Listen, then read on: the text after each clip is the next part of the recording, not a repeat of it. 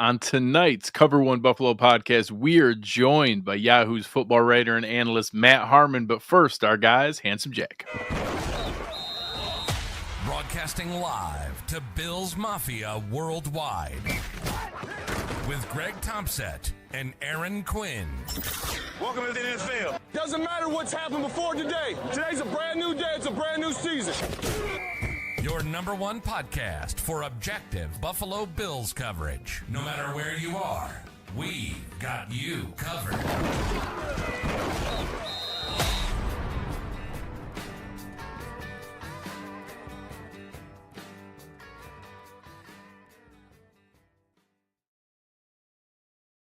Good evening and welcome to the Cover One Buffalo podcast. You are joining your host, Greg Tompsett, along with a different partner in crime. I'm joined by Matt Harmon. Matt, how we doing?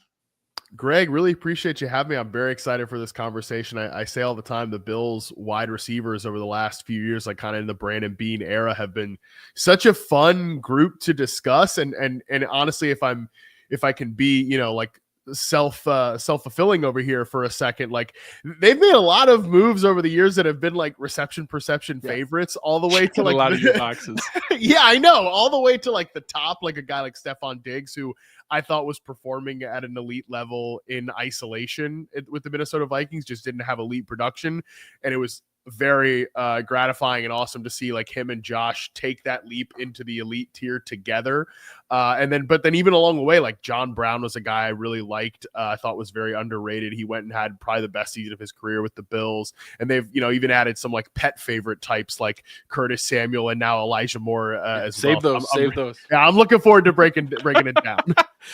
So I don't want to pump you up too much, but you've reached a status with me of I told our friend a couple weeks ago that whenever the Bills go sign an offensive lineman, all I do is go to Brandon Thorne's feed and go look up, all right, what did Brandon think about him? I won't lie. With the Bills add a receiver, I just go over to your feed like, all right, well, what did Matt think about him? So for anyone who isn't aware, you'll see it in the show notes. Besides being a fantastic writer for Yahoo, you obviously, I think, first, built up a lot of your reputation and how much you bring to the football discussion with reception perception. So give the fans, anyone who isn't aware, the elevator pitch. What did you do to create that? And everyone, when you see the graphics, you'll immediately be like, oh, that. Where did it come from? And what did you do when you tried to create reception perception? Yeah, so for me, reception perception was the methodology that I created. Really started like kind of putting it together in 2013, put out the first piece of content in 2014. 2014 was the first year that I collected league-wide data. And the goal there for me was to try to isolate wide receivers from surrounding variables. Sort of what I just talked about with that Stefon Diggs example. It's like, okay, this guy, obviously I think anybody watching him is like, this is a good player. But, when you just look at his reception perception results, you see like, oh no, this guy is actually performing at an elite level. And I think that's really the goal of what RP is. What I do is over an 8-game sample for NFL players and college prospects is I chart every single route in that 8-game sample, every snap that they take, how often are they lining up outside on the line of scrimmage? Are they in motion in the backfield? Are they in the slot? Are they that flanker? Are they the X receiver? But then really the main metrics that everybody likes, the route metrics, the graphics, how often are they get open on each individual route type? How often are they running each individual route type, and success rate versus man, zone, and press coverage? How often are they separating against man coverage, zone coverage? And it's interesting because I've learned a lot over the years doing this. Like, when you do something, it's been like 12 years now, which is pretty crazy to say. You definitely, like, I've said things in like in 2015 or 2016 that I would not say about the wide receiver position now. And a lot of that comes down to, and I think this is going to be really informative of our discussion tonight, because the Bills have a lot of role players, like guys that maybe don't do everything, but they do some things really well. Everything with wide receivers, because the position is so different with these little different types and the guys that line up in different positions. What is really important for a slot receiver is not all that important for an outside receiver, and vice versa. And I think that is really something that over the years I've tried to harp on more and more. Well, let's jump right into that, because I think last year, we knew there was going to be a vacuum. We knew that stepping out, Stephon Diggs, you're taking 160 targets with you. We knew no one was going to step into that, but there was a lot of discussion on who becomes that new number one. Does it come from the tight end room with Dalton Kincaid? People thought there was going to be a big leap there and ended up kind of coming up short. And there was, different things with guys coming in and who would step into that. The investment in Keon Coleman, we'll get to that in a moment. But really, it was, hey, almost Khalil Shakir became that de facto number one target from not in most teams' definition of, target percentage or anything like that, or having the share that a normal wide receiver one does, but in Josh's trust. Like, hey, in critical moments, that's who he trusted in those key spots. And it still was 100 targets. And I had always used the parallel that, hey, he's never going to get the volume that an Amon-Ra St. Brown gets in Ben Johnson's offense in Detroit, but it's pretty rare that you see a guy go from 25 targets to 45 targets to 100 targets and get more efficient in many metrics. Like yards per run, he got more efficient as he went up. What do you see in a guy like Shakir? In if my co-host Aaron was here, he'd be asking you, is there more left? Has he hit that ceiling yet? Or is he just going to be like a really nice slot receiver and just we have that Cole Beasley replacement guy? Well, honestly, I like this type of slot receiver a little bit better than the Cole Beasley types. I always put like Cole Beasley in that kind of like pop gun slot receiver mold, but Shakir's really bigger than people realize. Like he and Stephon Diggs are almost the same size. I'm so glad you said that. And like Amon-Ra St. Brown's bigger than people realize. Like he's about like 6 feet, over 200 pounds. And I think Shakir's slightly taller and maybe a little bit leaner, but he's not just one of those pop gun slot receivers. Even if his average depth of target is a little bit lower, he can get open on these kind of deeper dig routes and things of that nature. But more importantly, he does something with the ball in his hands. And I really liked Shakir as a prospect. I actually had on the stacked rankings on reception perception, I had him as a day 2 guy. He goes all the way in the 5th round. So I thought there was really good value by the Bills there. And it was because he could separate. Like he showed at Boise State an over 70% success rate versus man coverage, over 82% success rate versus zone in a small sample. Like he was a really nice separator, but more importantly, he had really standout traits in terms of the contact balance when he got the ball in the open field. And that was very we call him clear. The pinball wizard. Yes. Oh, that's such a good way of saying it. And that was clear as a prospect, and it's definitely materialized at the NFL level. So I really like who he is right now. I think he does have some limitations. He's not necessarily going to be one of these guys that wins on a lot of downfield routes. He's not a guy that's going to line up against press man coverage on the outside as an X receiver and win in that way. But he's an 80.5% success rate versus zone player, 66th percentile in reception perception. That's exactly what you want. He wins on those quick underneath routes. And to me, he's been part of this kind of maybe like multi-year project the Bills have been on in the continued development of Josh Allen, in that it's like, hey man, we want you to take layups, but we want to incentivize you to take those layups. And I think a guy like Shakir, because hey, look, if that's not your primary read, but the first read's not open, but he's maybe that second guy in the flat, or he's on those kind of quick drag routes, you get it to him. He's not just going to catch the ball at 5 yards. He's going to get you 4 or 5 more after the catch. So it's like, this can still be a source of big plays. I think I've talked to Josh over the years, like he wants to hunt those big plays, but he also realizes that, like, again, there can be other avenues to doing that without putting the ball in harm's way. So I love Shakir's role in this offense. To the question about, is there more to him? I wouldn't totally rule it out. I think I would say, if like someone actually asked me this the other day, could he be like an Amon-Ra St. Brown type? Now, I think that his year 3 reception perception profile looks a lot like St. Brown's rookie year reception perception profile. So maybe, again, we're talking about a guy that maybe is just what he is at this point. And that is totally fine. But I would say that the odds that he could develop into that, it's not 0%, but it's probably less than 50. So I do think that he could be like, I want him on the field more to be totally transparent. Like, I think he should be on the field more. And I think he could give them more than what we saw last year. I think with the other receivers on the roster, it would, to me, be a little bit of a mistake to not allow him to be on the field more and to do a few more things. Well, and I think he has versatility that we're going to talk about 4 more guys that are all much more of that like role niche, like play in a specific spot. whereas he has a little more versatility. And again, he's not going to line up completely outside. He's not going to be running, slot fit, going to be running jump balls and back shoulders and things like that. But he has more versatility to his game. And I know like the things like the average depth of target will come up, and he's a perfect example of like looking at statistical measures of like mean versus median. He has so many of those Joe Brady little, like the hot read on the blitz was his little quick tunnel screen, and that we would spam that. Hell, there was a stretch. I think there's a stretch against Miami where we ran it like 5 out of 6 plays. And when you filter in that, hey, out of those 100 targets, I bet 25 of them, 30 of them were that tunnel screen. Mm-hmm. And it makes it look like his average depth of target is Wes Welker, Cole Beasley. And in reality, it's, hey, there's a universe where, yes, they want to get the ball in his hands and let him run with the screen. But when he goes out and routes, it's not the 3-yard whip route. It's not that quick little sit down. Like, he actually is capable of running intermediate routes really, really well. And he has a couple where some of his most dangerous ones are when he gets any space in hits on a seam, like he can shake guys in the open field and turns a lot of 10 and 12 yarders into 25 and 30 yarders because he's really tough to bring down.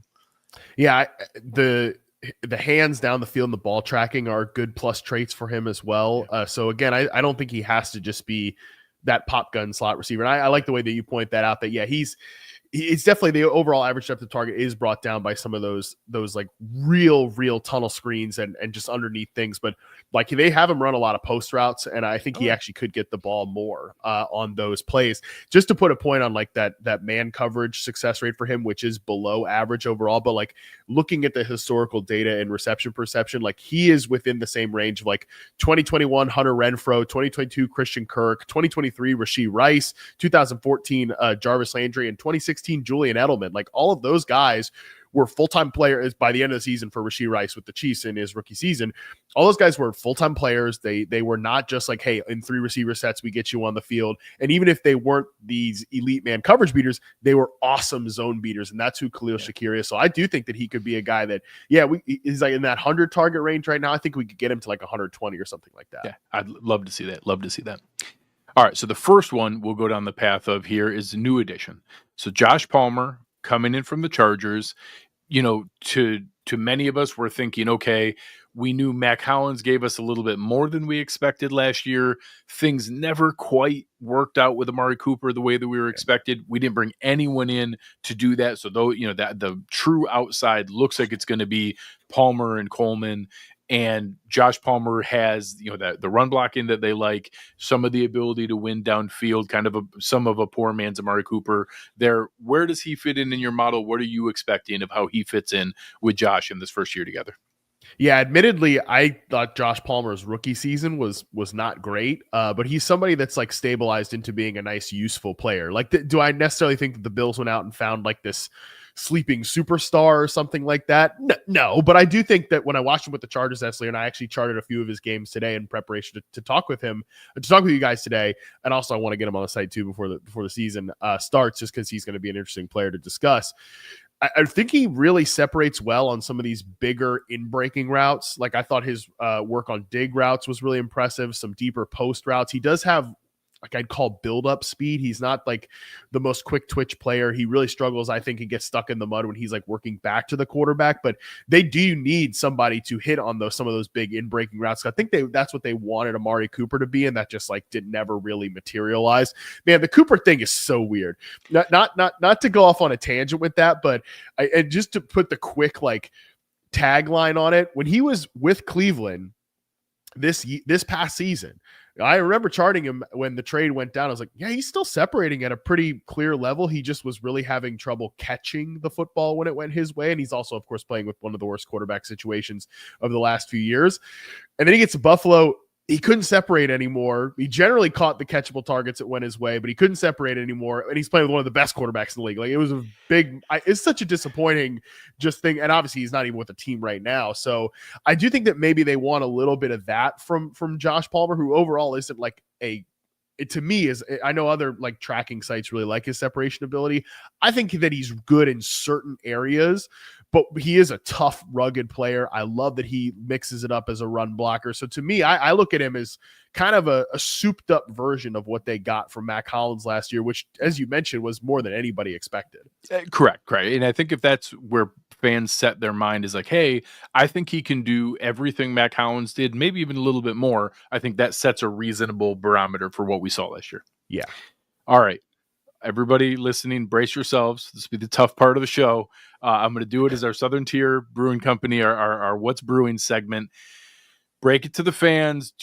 What do you expect with Keon Coleman? I know that his style of player isn't obviously going to translate when so much of your model is based on creating separation, footwork, explosion at the stem, being able to do those things. So one, give everybody where you feel he's going to be here coming into year two and why you had concerns of him coming out, but also maybe throw a silver lining out there. Who are some other successful receivers that don't succeed in the traditional way that would be found in your tracking that maybe could be something to cling on to for Bills fans?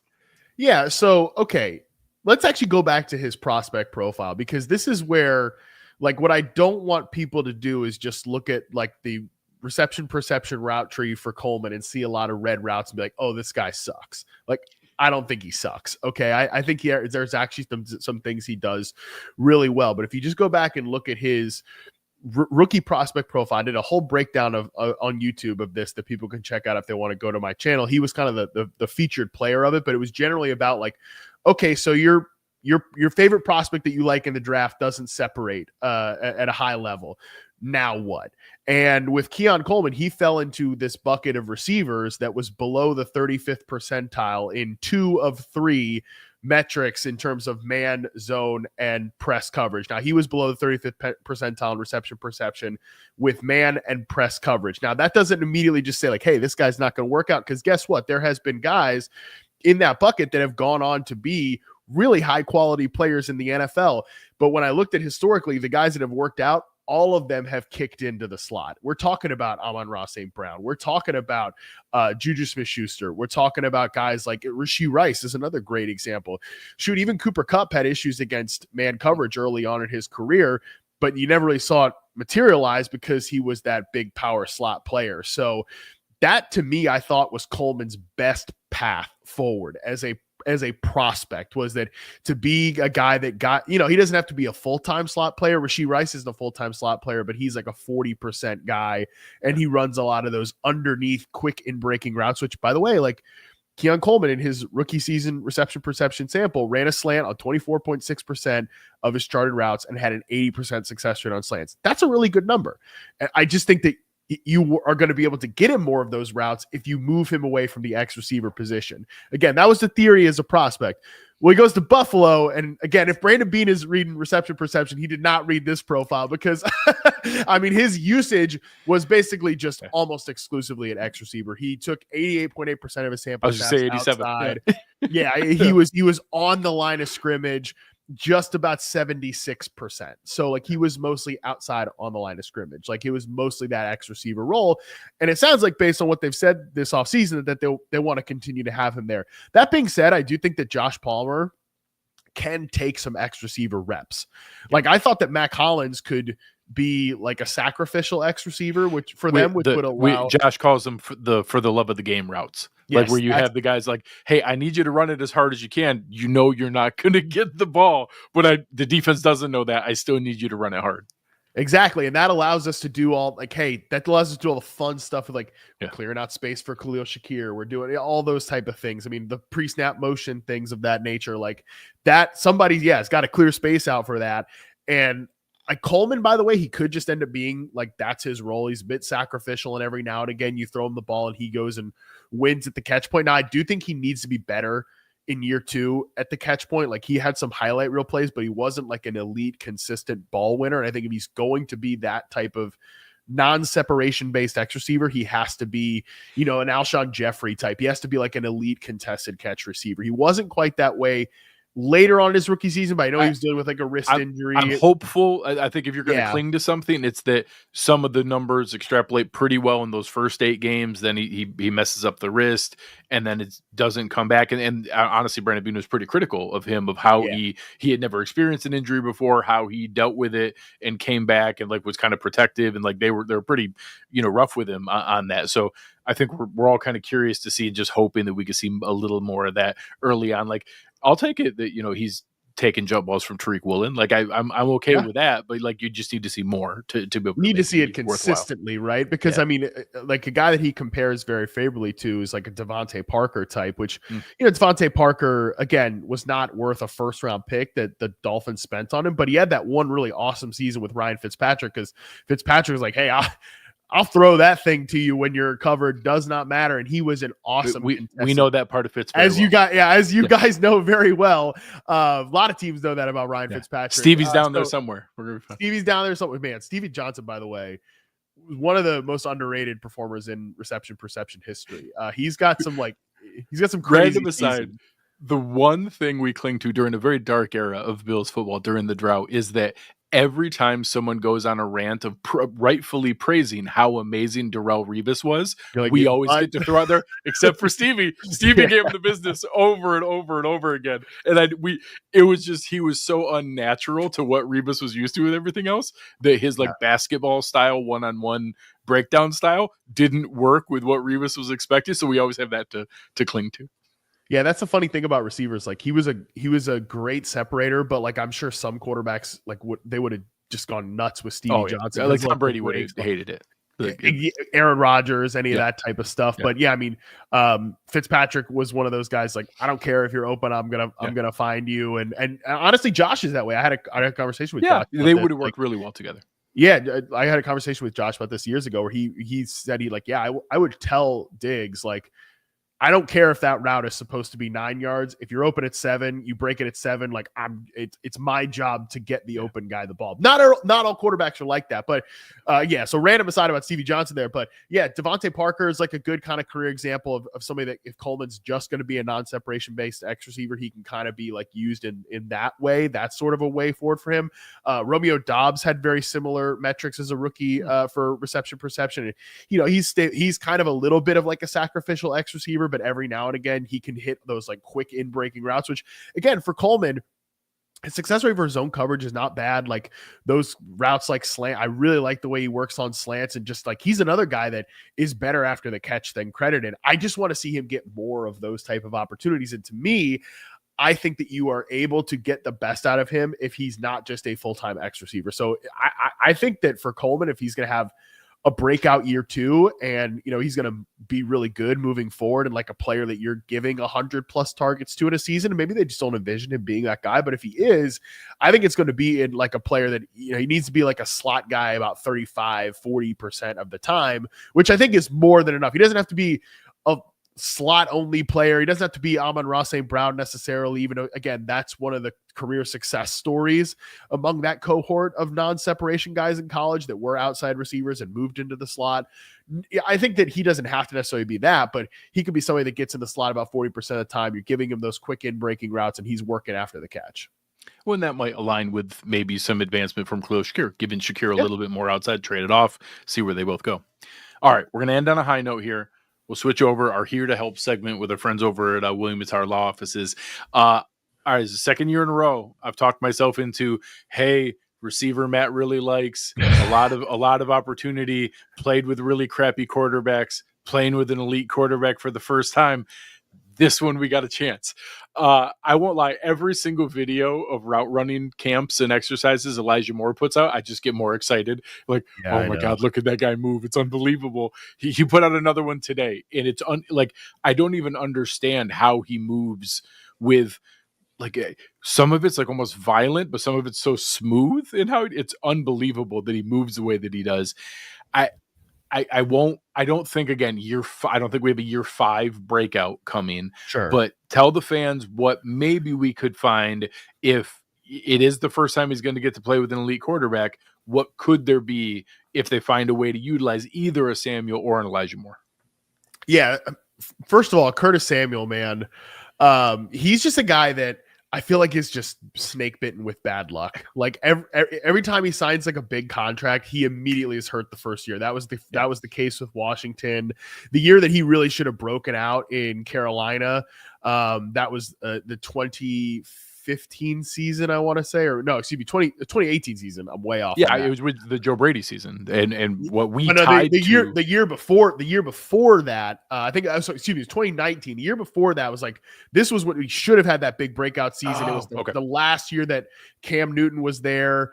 And he got hurt like immediately, and then he played a bunch of games with Kyle Allen, who could not push the football down the field at all. And Samuel was used at that point as like a vertical flanker beating man coverage receiver. And that was why I was excited about him with Buffalo. I was like, I think he could win on some more downfield routes and beat man coverage for them. But again, like as soon as it sounds like he's the upward trajectory in training camp, injuries happen, and it just never really happened. So we'll see about Curtis Samuel, of course, there. But with Elijah Moore, man, he was somebody that as a prospect, I really, really liked him as a prospect. He was a guy that was awesome as a separator. He won at all three levels in college. And then in his rookie season, he goes out, mind you, playing like as a full-time outside X receiver at his size. And he has an 81st percentile success rate versus man coverage. He wins at all three levels. Now, something I've tried to adjust to more over the years for these guys, like, that I've missed on, like Elijah Moore and Jahan Dotson's another one. Like these guys are like, they'll separate, but how many quarterbacks really want to take the throw to the sub 6 foot, sub 190 pound, like smaller outside receiver? Well, I think number 17 in Buffalo might be one of those guys that will take that throw. So I'm trying to not get too high on the offseason hype for Elijah Moore, because the words of my late great friend Chris Wessling from the Around the NFL podcast always are ringing true, that like this is the time of the year for the small, speedy, like quick twitch guys to win. Like, let's see what happens. He always called it the Paris Campbell corollary. Andy looked awesome in camp. Yes, in the Paris Campbell corollary, it was like what Chris always said about it. Every mini camp, every OTA is like Paris Campbell season, and now unfortunately, I feel like every OTA mini camp season is Elijah Moore season. But this is a guy I have seen it in games from. Like I've seen him be able to separate. That's what I brought up to fans, is that there is some legitimate proof of concept that we've seen him perform in snippets. And like, again, if you want to go clean data, like some historic uncatchable pass rates, hey, some of the overall metrics that are ugly, yes, but a lot of that you can genuinely say was not his fault. So I don't think there's some hidden superstar, but you look at like there are some corollaries to like the late career connection with like a John Brown, where like, hey, it finally kind of lined up. They're like, yeah, John Brown didn't become an all-pro, but all of a sudden we had like 1,000-yard receiver it really contributed. Yeah, I don't know if Elijah Moore is like going to get to 1,000 yards in this offense, but they certainly need like somebody that can create separation on their own. Like Keon Coleman is a guy that I think you have to cater to in order to get him to be like a high quality separator. And I think that player is in there, but again, it takes some catering. Josh Palmer, like I don't think he's a full field separator, even if he has these areas where we talk about he can win like on these bigger in breaking routes when he builds up speed and he's a useful run blocker. And like Khalil Shakir is a guy that he's really, really good in his role, but you got to cater that role. Just one guy who can line up and win in isolation is necessary here. And I've seen proof of concept of Elijah Moore being that guy. And like when he's had quarterbacks like Joe Flacco and like Jameis Winston, he's been able to put up numbers and put up production. Now, obviously those guys are aggressive downfield throwers, but Josh Allen is also an aggressive downfield thrower. So what I don't want to see for Moore, which I was kind of disappointed with Samuel last year. And again, maybe this is just, hey, it's health wise. It can never really put too much on his plate, but he did just kind of immediately slide into like a gadgety type role. But Samuel and Moore are different types of receivers, because Moore also though has been sort of pigeonholed in that way with like the Browns. They're like, oh, we're going to get him like rush attempts. Like, why are you giving the guy that's like sub 180 pounds rush attempts? Like that doesn't make any sense. You can almost do that more with Samuel than with Moore. Exactly, because he has legit running back opportunities in his pass. So I do think there's something there with Elijah Moore, especially looking back on his rookie season in the intermediate area. He was a really high quality separator, and that does feel like an area that is missing in Buffalo's wide receiver room. So I'm rooting for him, man, because this is certainly the look. He blew his own opportunities with the Jets, as I always say. Like as an Elijah Moore defender, you can't go on like Twitter and complain about your role when your team's on a 5-game win streak or whatever, when you're a second-year receiver who, reception perception likes you, but like you're not an established star guy. Can't really do that. Kind of shot yourself in the foot on that one, but can't really defend that, but can defend like his play on the field in isolation away from some really bad quarterbacks. Yeah, and if what we get is the kind of humbled guy clinging to his last shot and maybe getting a real contract here, I'll take that. I'll take that chance. All right, Matt, we appreciate you jumping on here with us. Let the folks know what you have coming out next with some of your work. Hey, Greg, really appreciate you having me here today. This has been super fun. Like I said, I love talking about this Bills wide receiver room. Every offseason, it feels like they're super interesting. But yeah, right now, ramping up over there at Yahoo, both on the Yahoo Fantasy Forecast as fantasy draft season is coming up. Also, Football 301 with Nate Tyson, Charles McDonald, and everything you want. Reception Perception, receptionperception.com. Just dropped the Year 4 wide receivers a little bit ago on the site, and I'm ramping up some big time, veteran drops. Tyreek Hill, Nico Collins, some of the bigger name wide receivers. Those will be coming to the site here pretty soon. Beautiful. We'll put it all in the show description. Love Football 301. We've had Nate on a bunch of times with guys on the network here. It's been a lot of fun, so we appreciate everything you guys are doing. Appreciate it, man. Thank you. All right, appreciate it. Thank you, Matt. All right, guys, I know tonight it's just us, no Aaron. So, Aaron, we wish you all the best. Hope you're doing well. Nice, quick show. Really appreciate Matt jumping on with us. This has been a ton of fun to be able to go through, and hopefully we'll see some of those things come to fruition here. So, on behalf of everybody here at Cover One, my fantastic producer, Chris Kepner, wishing all the best, and my partner in crime, Aaron Quinn, you've been listening to Cover One Buffalo, and we are out.